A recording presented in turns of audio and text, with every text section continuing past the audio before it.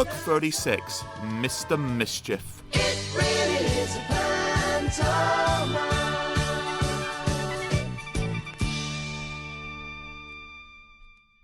Poor Mr. Happy had had a tiring day.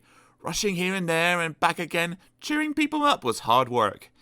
Phew, he sighed as he went into his house and sat down for a well-earned rest on a kitchen chair. But then, do you know what happened? It fell to bits. Bump went poor Mr. Happy. That's all I need, he said. I rather think that I have had a visit from Mr. Mischief. He was right.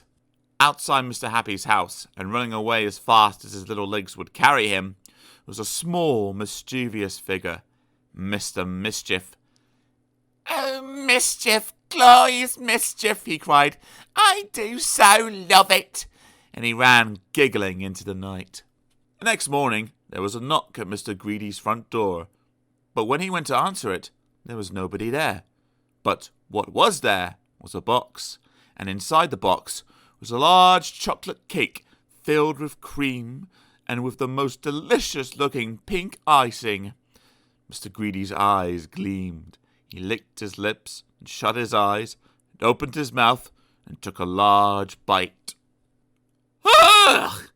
The chocolate wasn't chocolate, it was mud. The cream inside wasn't cream, it was cotton wool. And that delicious-looking pink icing wasn't icing at all. It was toothpaste! And outside Mr. Greedy's house, and running away as fast as his little legs would carry him, was a small, mischievous figure, giggling as he ran. That's not all. That very same morning, Mr. Funny discovered that somebody had filled his hat with treacle. Very sticky treacle. Can you guess who that somebody might have been? However, that very same afternoon, Mr. Mischief did something that he was to regret. He was walking along through the woods, looking for mischief, when he came across a wizard. A fast-asleep wizard. "I know," giggled Mr. Mischief. "I'll change the wizard's wand for an ordinary piece of wood, and then he can't do any magic." He grinned a mischievous grin and crept quietly towards the slumbering wizard. Mr. Mischief reached carefully out and seized the wizard's magic wand. But what he didn't know was that wizards' wands don't like to be seized. "Help!" shrieked the wand in a high, shrill voice, and awakened the wizard, who in turn seized Mr. Mischief by his nose, which was extremely painful. "Let go of my nose!" cried Mr. Mischief. "I know who you are," said the wizard. "You're that Mr. Mischief that sawed through poor Mr. Happy's chair legs.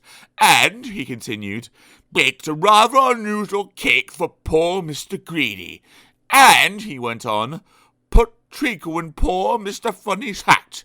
I've been hearing all about you," he added. "Let go of my nose!" cried Mr. Mischief again. "Very well," said the wizard, "but don't believe that you can get away with being as mischievous as that." And, as he let go of Mr. Mischief's nose, he got hold of his magic wand and waved it. "Beware," he said, and went off. "Silly wizard," muttered Mr. Mischief. "Can't you take a joke?" And he went home. "Silly wizard," he said again, as he sat down in his kitchen. Bump! "Silly, silly, silly wizard," groaned Mr. Mischief, picking himself up. "Him and his silly magic." And he made himself some porridge for tea. Smiled Mr. Mischief, as he put a large spoonful of porridge into his mouth. "Ah!" Somehow, as if by magic, which of course it was, the porridge had turned into sawdust. "Oh dear," spluttered Mr. Mischief. "Perhaps I had better not get up to quite so much mischief in future after all." And he went upstairs. He jumped into bed. The bed was full of raspberry jam. "Ah! Oh dear," sighed Mr. Mischief. "I think I definitely must not get up to quite so much mischief in future." And do you know something? The day after, he was as good as gold. And the next day, and the day after that, it lasted a week.